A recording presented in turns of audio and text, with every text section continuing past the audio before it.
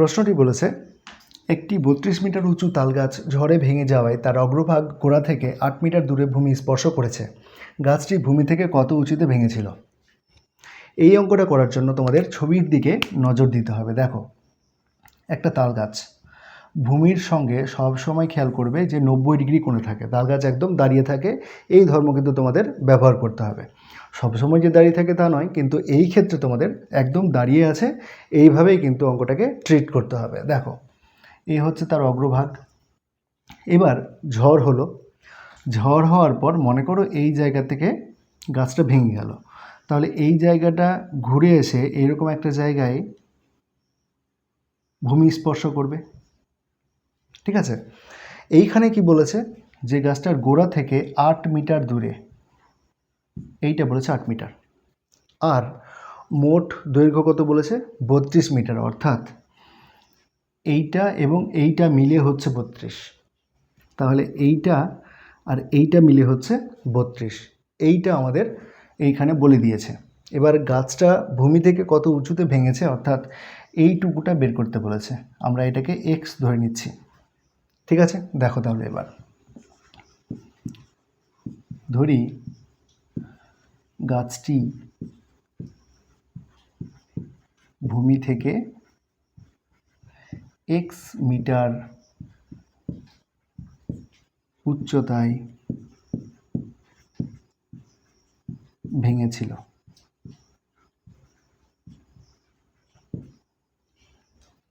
ঠিক আছে, চিত্রানুযায়ী কি আছে দেখো, এইটা আর এইটা মিলে হচ্ছে 32, তাহলে x প্লাস এইটা কি? এই সমকোণী ত্রিভুজের অতিভুজ না? তাহলে অতিভুজের দৈর্ঘ্য আমরা কি জানি? লম্ব স্কোয়ার প্লাস ভূমি স্কোয়ার। তো লম্ব হচ্ছে x এর স্কোয়ার প্লাস ভূমি হচ্ছে 8, তাহলে 8 এর স্কোয়ার। এইটা আর এইটা মিলে কত হবে? 32, অর্থাৎ তাল গাছটার দৈর্ঘ্য।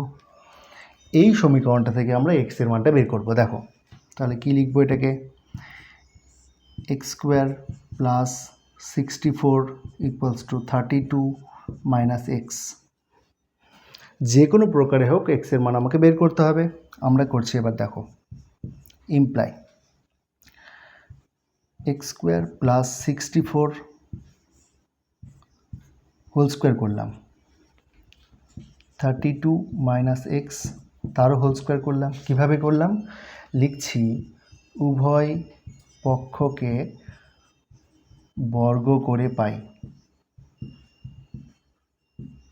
বর্গ করলে আমরা এটা পাবো, এটা রুট ওভারের স্কোয়ার আছে, তাহলে রুট ওভারটা উঠে যাবে, তাহলে এটা দাঁড়াবে x স্কোয়ার প্লাস 64, আর এইটা দাঁড়াবে a square minus 2ab plus b square. তাহলে a স্কোয়ার মানে 32 তার square minus 2ab 2 into 32 into x plus x square.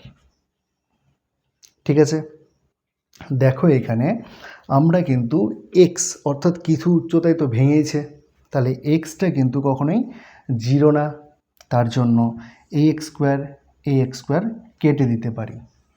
দেখো এবার এখানে এবার কত আছে? এটা 64, 32 square minus 2 into 32 into x. তাহলে এখান থেকে আমরা এইটাকে এই পাশে নিয়ে আসছি, তাহলে দাঁড়াবে কত? 2 ইন্টু 32 ইন্টু এক্স সমান কত? 32 স্কোয়ার মাইনাস 64 ইমপ্লাই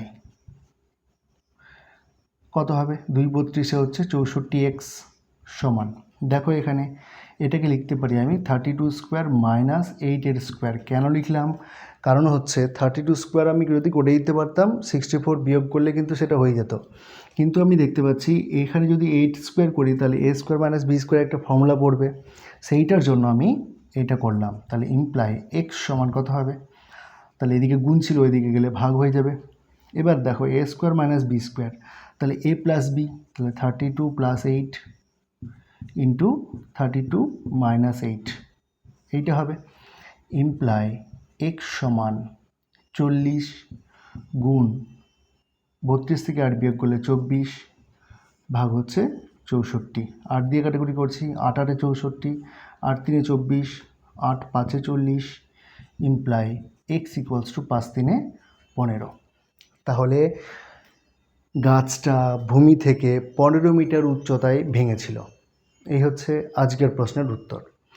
আজকের মতো ক্লাসটা এখানেই শেষ করছি। দেখা হচ্ছে অন্য কোনো একটা ক্লাসে। ক্লাসটা কেমন লাগলো জানাতে কমেন্ট করো। চ্যানেলে নতুন হয়ে থাকলে সাবস্ক্রাইব করে সাথে থেকো।